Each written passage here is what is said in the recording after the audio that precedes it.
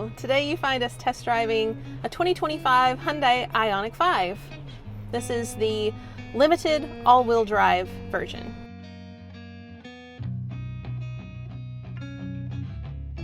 Interestingly, 2025 now has a native Tesla NACS connector, otherwise known as J3400.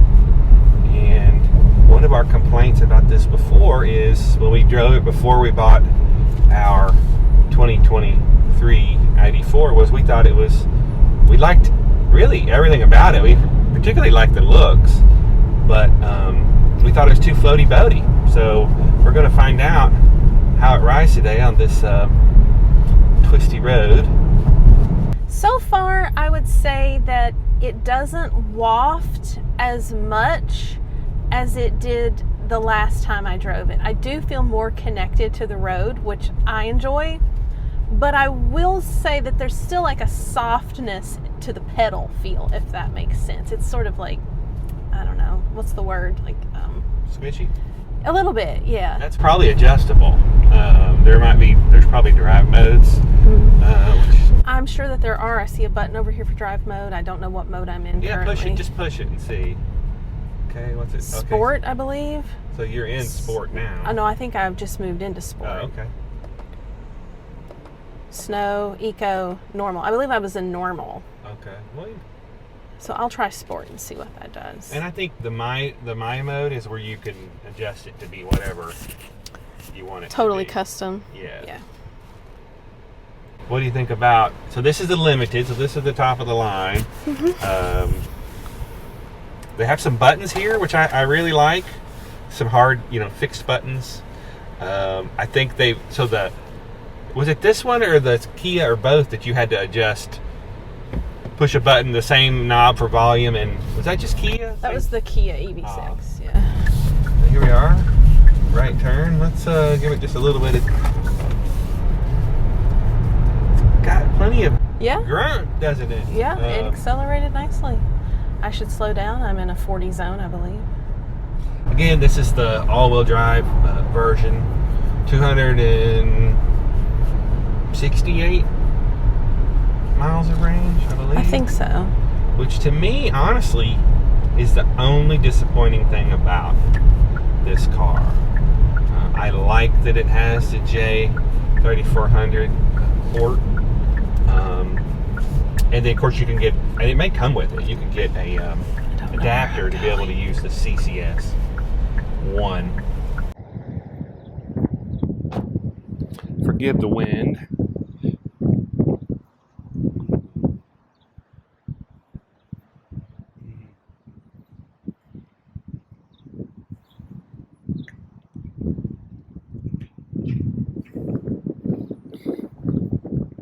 What color did he say this was?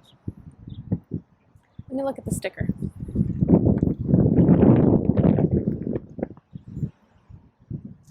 Cyber gray. Cyber gray. Well, I like it, especially with the light interior. I think we're interested in light interiors. Which is called dark green. But it's clearly not. It's beige. Yeah, make that make sense. I think they're just referring to this color here, but it's not green. Her purse is green by reference.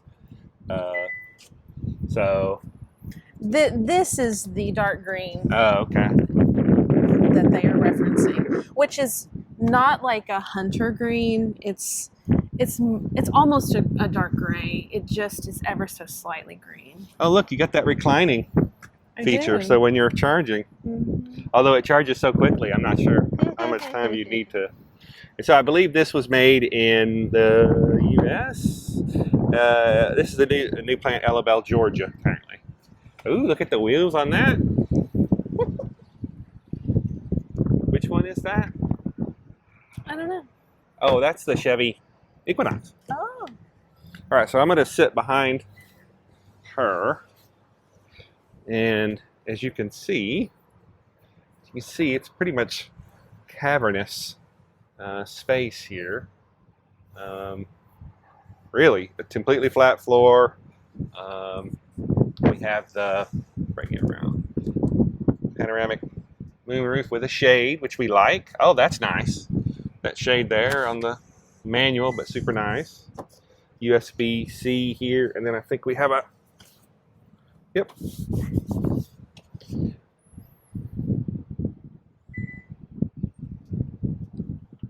So yeah, you can see that there's plenty of room. Oh, there's a vent here.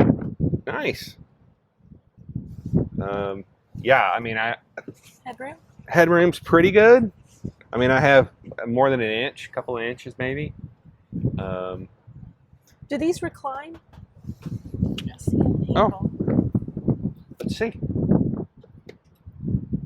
Oh yeah. So then you have more room if you wanted to relax, or you can square it off for more straight up and down. And this is 60/40 back here that does lay down. Let's show you the back. Powered.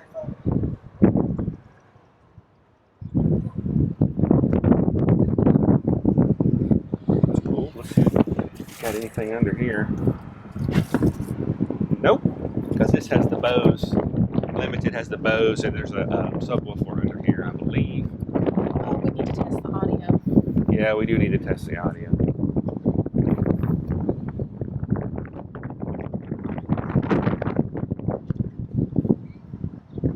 All right, let's see what I think.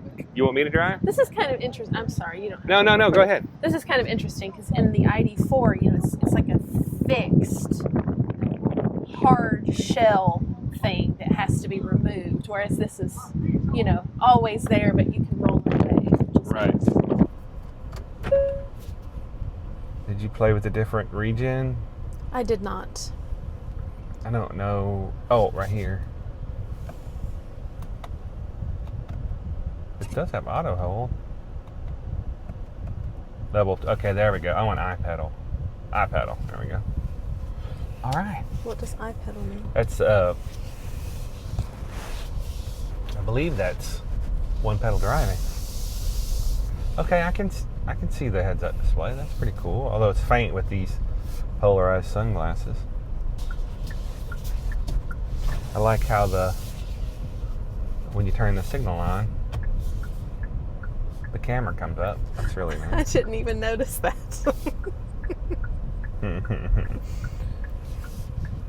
I like it though. Yeah. All right, sport mode.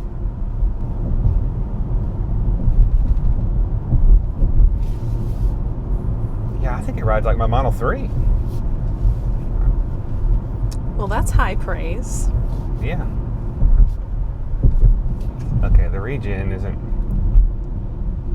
So that is. Oh, it went to level 1. It went back to level 1. Okay, so you have to reset that. Not let me. Maybe I have to stop. Hold on. All right, I'm on iPedal.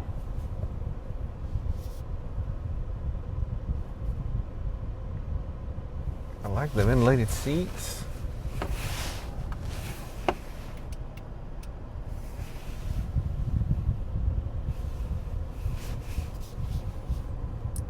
What do you think so far? I mean, I like it. I think it's deceptively large. It has the same wheelbase as a Hyundai Palisade.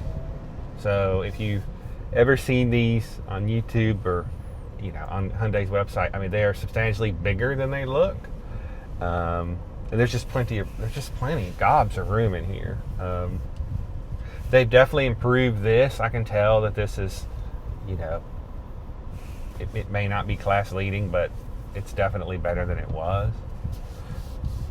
So that's good.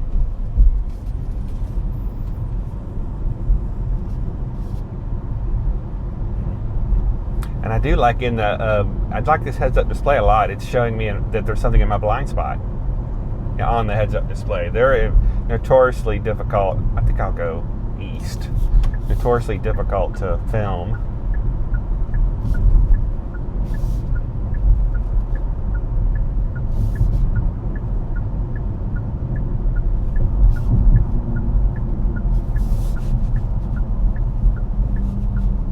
Okay, I like the regen.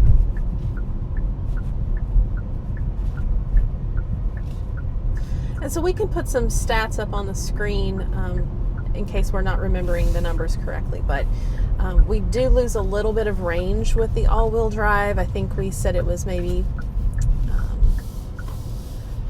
269? I thought it was, 68, 269, something like that. And what would it be for this car? Rear-wheel drive? Rear-wheel drive. More than 300. More than just over 300. But the question I have, and I literally don't know, so if I find this out definitively, I'll put it in the video, but I'm almost certain that you get the heat pump in the all-wheel drive. I'm not sure that you get the heat pump in the rear-wheel drive. So...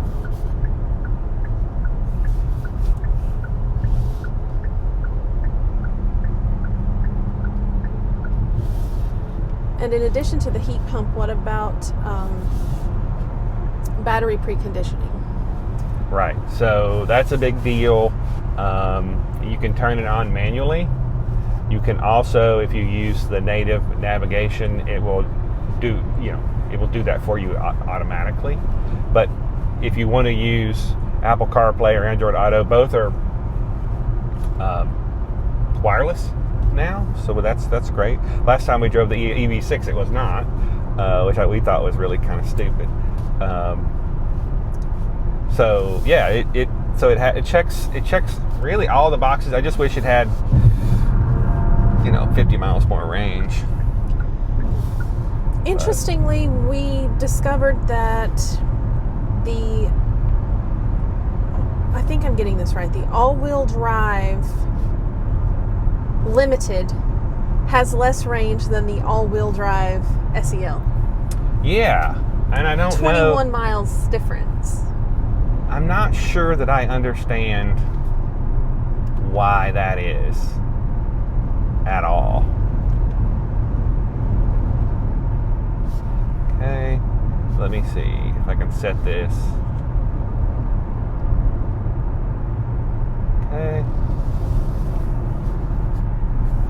Alright, so this way has highway driver assist.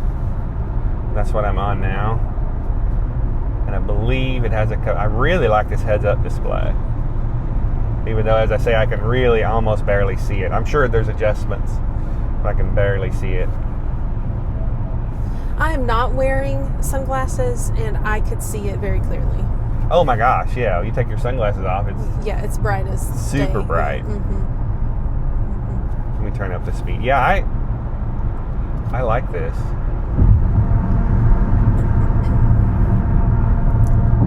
It seems to be... We're not going that fast. Let's see if it'll do a lane change. Ah! It does! Aggressively.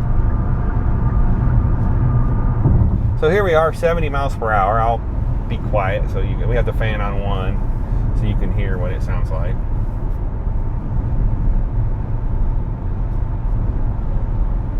Let's close this.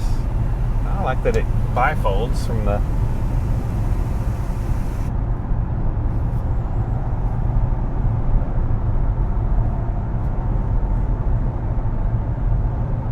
Yeah, so I'm hearing other road noise from other cars. I'm not really hearing anything. This has the upgraded Bose sound system, which we just did a very peremptory check on, and I'm going to go on board. It seemed to be completely fine.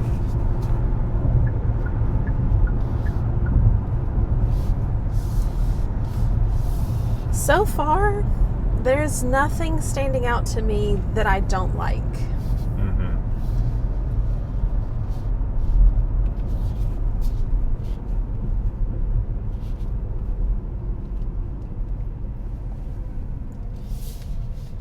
Very smooth, very quiet, rides very well, but again, isn't floaty boaty. Let's see. I wonder if we can do the navigation. Where's that? Navigate to Columbia Hyundai. Sorry, I didn't understand that.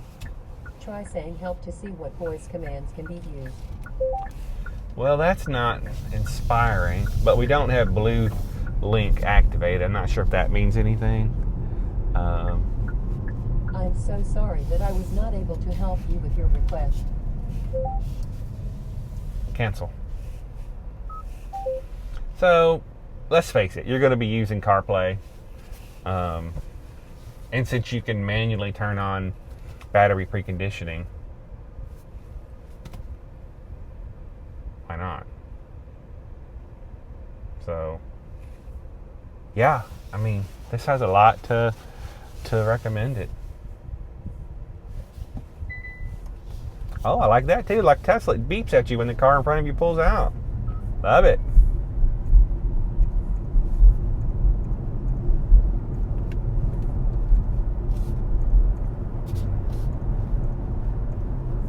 This rides and drives.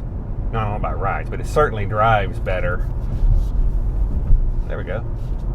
Than any of the GM products that we've driven.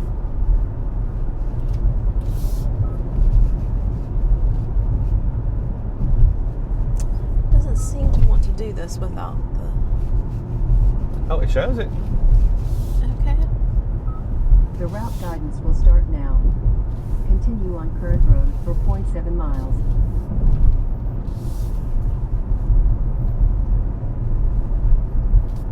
Yeah, let's take the corners. In a half mile, turn right onto East Poplar Street. Is that a lyric? Yeah, that was a lyric.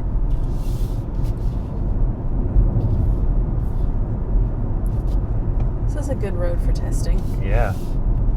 And we drove a lyric on this road, and unlike the In a lyric, mile, turn right at the second road onto East Poplar Street. unlike the lyric, you can actually see everything in the gauges. That with the lyric and the GM vehicles, the screens are amazing, but the view of the screens. Oh no, there's a Cybertruck. The view of the screens are obstructed by the East Poplar Street and then turn right. By the steering wheel, which is weird. And you know, this has a turn stock. Isn't that amazing? Retro. Retro. In 700 feet, turn right. So what do you think? Is it different than it was the previous time we test drove a few years ago? I think the suspension is dialed in just a lot more. There is not that secondary sort of float after you get a bump. I think the infotainment, though not class leading, is substantially updated, and I think, from what I understand, it can all be updated via over-the-air updates. So you're not gonna, it's gonna get better, better with time. I'm kind of blown away by this heads-up display. That's crazy.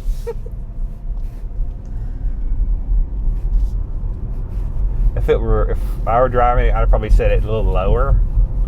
You know, for me, I'm sure you can adjust it up and down, but it's got different colors, and it's telling me like I got to turn left in 1.9 miles. Definitely keeps your focus ahead of, in front of you. So let's talk about charging with this vehicle. So this is one of the fast charging EVs. Yeah, so within the J3400 or the NACS connector, it is 10 to 80% in 20 minutes, as opposed to 18 previously. I'm not exactly sure why that is. Now, it is important to know, if you use a regular supercharger that isn't there's no real version 4 superchargers yet, but they're coming. There's version 4 cabinets. Then you will not charge as fast. It'll take 30 minutes to get to 10 to 80%. If you use an adapter and go to a CCS, high-powered, fast charger, then you can do the 20 minutes.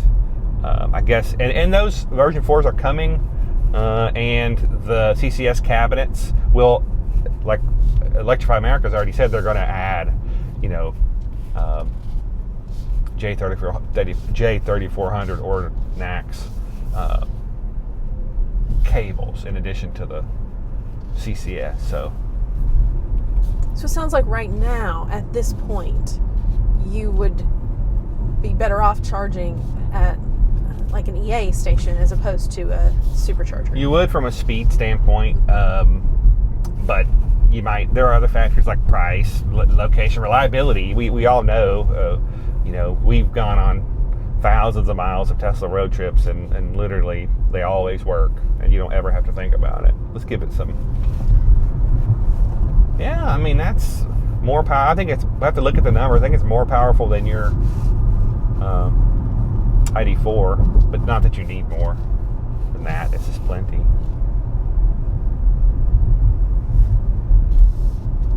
What do you think so far?